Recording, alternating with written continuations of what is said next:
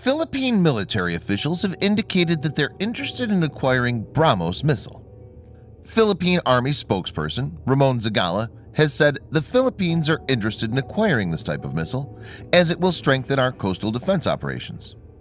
According to the Philippine News Agency, PNA, Ramon Zagala gave the statement during the goodwill visit of 2 Indian warships to the Philippines. Viewers may note that INS Sahyadri, a Shivalik-class guided missile frigate, and the anti-submarine corvette, the INS Kiltan, visited the Philippines on the 23rd to 26th of October. During the visit, the officials led by Major General Reynaldo M. Aquino toured the INS Sahyadri and were briefed about the Brahmos missile. In this video, Defense Updates analyzes why Chinese will be worried if the Philippines buy Brahmos missile from India. Let's get started. This video is sponsored by War Thunder. If you are, like us, fascinated by military vehicles and technology, I recommend you give War Thunder a try. It's a military vehicle combat game which you can download and play for free on PC, PlayStation 4, and Xbox One with cross-platform support. It has a huge variety of more than 1,200 playable aircraft, tanks, helicopters, and ships from the 1930s to the 1990s, which you can take to battle on land, in the air, and at sea on more than 80 theaters of war. War Thunder's been kind enough to offer all Defense Updates viewers a special bonus, which will grant you a free premium tank, aircraft, or ship, and 3 days of premium account time for registering using our link in the description below. So take the plunge and join more than 20 million players from around the world.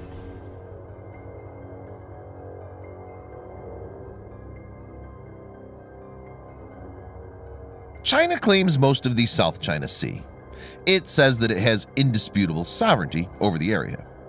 Vietnam, Philippines, Malaysia, Brunei, and Taiwan have disputed these claims. The route's significant as about $5 trillion in trade through shipping passes each year. Countries like the US, Japan, UK, and India have no claims in the area and want freedom of navigation as per international maritime laws.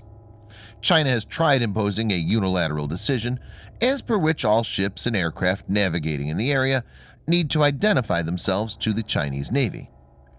China has built up military infrastructure in the islands, which include reinforced aircraft hangars at different parts of the disputed territories. Not only this, YJ-12 anti-ship missile and HQ-9 surface-to-air missiles have been deployed. China has tried to change the territorial status quo gradually, island by island, instead of trying to capture in one go. For example, China first occupied the Paracel Islands in 1974, and then slowly expanded its presence southward by attacking Vietnam's islands in the Spratly Chain in the 1980s. This strategy, known as salami slicing, aims for the slow accumulation of small changes. China's been using strong-arm tactics to threaten its smaller neighbors time and again, which includes patrols by warships and aircraft close to their borders.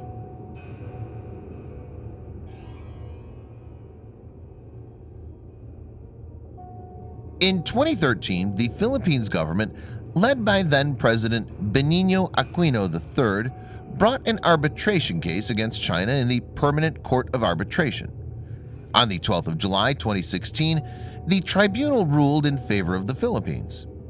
The landmark decision rejected China's assertion that it enjoys historical rights over a huge area of the South China Sea encompassed by a 9-dash line. China had argued that the tribunal had no jurisdiction in the matter and rejected the decision. By that time, Rodrigo Duterte had become the new president and declared that he had no intention of taking any steps based on the judgment. He also openly favored aligning internationally with China and Russia, despite the existence of a long-standing treaty of friendship with the United States. But the underlying issue of Chinese hegemony remained, and it seems Chinese eyes are now set on another island. In the first 3 months of 2019, the Philippine Army forces say they've observed 600 Chinese naval vessels circling Pagasa Island, which the Philippines claims as part of its territory.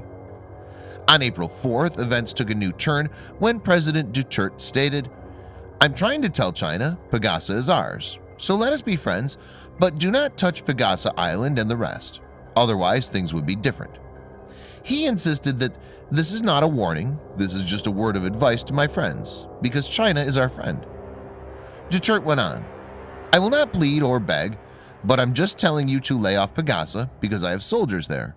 If you touch it, that's another story. Then I will tell my soldiers, prepare for suicide missions." So again, the tensions between China and the Philippines have risen.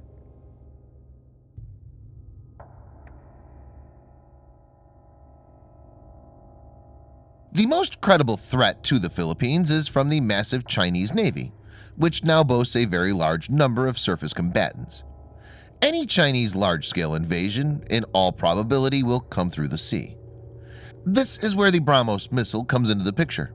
It's considered to be one of the most potent anti-ship missiles.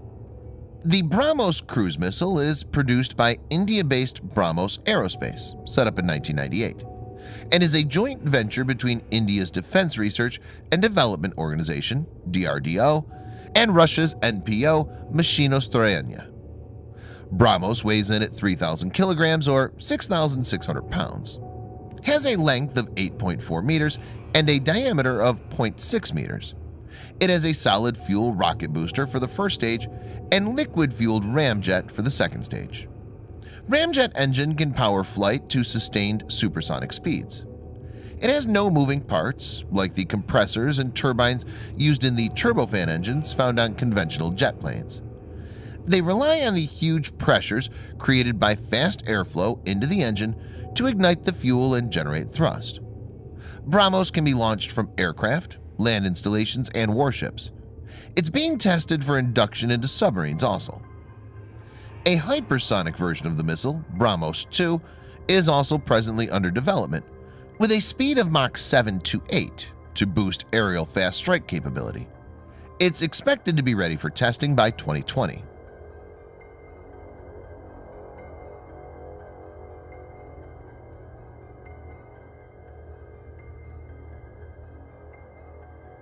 Brahmos present a challenge to any surface ship.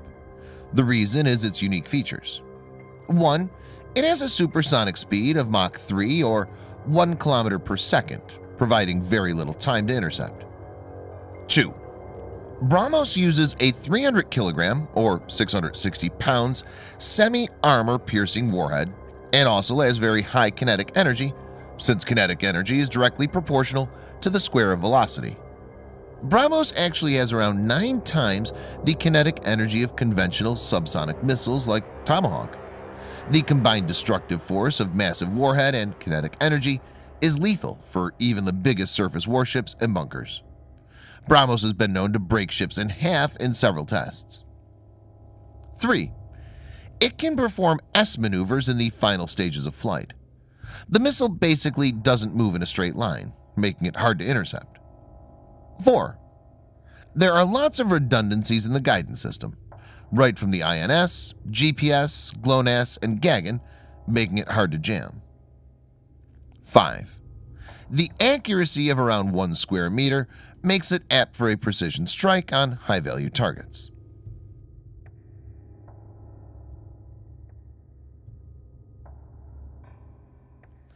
The best defense against the Brahmos missile is to destroy the launch platforms before the missile could be fired. The diverse launch platform makes this task difficult but not impossible. Once the Brahmos gets launched successfully, it's a totally different ballgame. Even the US Navy will find it very difficult to defend against a barrage of Brahmos. Last year, when Prime Minister Narendra Modi visited the Philippines, New Delhi and Manila signed 4 agreements, including one to step up bilateral cooperation in the defense and logistics sector. At this stage, it's not clear if the Philippines' interest in Brahmos missiles will actually translate into reality. But if a deal to acquire Brahmos goes through, it will act as a deterrence for the Philippines against China. It's to be noted that the US and the Philippines have a mutual defense treaty, which means that if there's an armed attack on the Philippines, the US will come to its aid. So the Philippines just needs to prevent a swift action by China, and here the Brahmos will be an excellent asset. Thanks for watching. Subscribe for more videos like this. Hit the like button if you find the video interesting, and kindly provide your feedback in the comment section. This will help us improve.